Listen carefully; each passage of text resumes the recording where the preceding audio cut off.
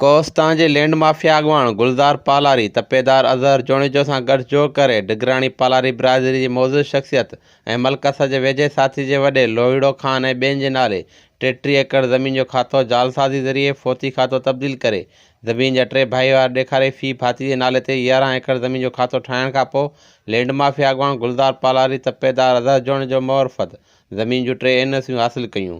उन्हनि NOC एवज़ land mafia अॻुवाण गुलज़ार पालारी तपेदार अज़हर जोणिजो खे 45 लख रुपया अदा कया। बाक़ी रक़म NOC जे विकिरो थियण खां पोइ खेसि अदा कई वेंदी।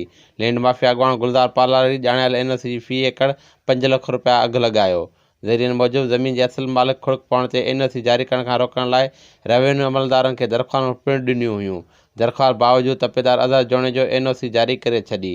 ज़रियनि मूजिबि गुज़िरियल कुझु ॾींहंनि खां लैंड माफ़िया अॻुवाण गुलज़ार पालारी ॼाणायल NOCयूं विकिरो करण लाइ बिल्डरनि ॾांहुं वञी रहियो आहे। उन्हनि NOCयुनि जी तस्दीक़ वरी तपेदार अज़हर जोणिजो फ़ोन ते करे थो।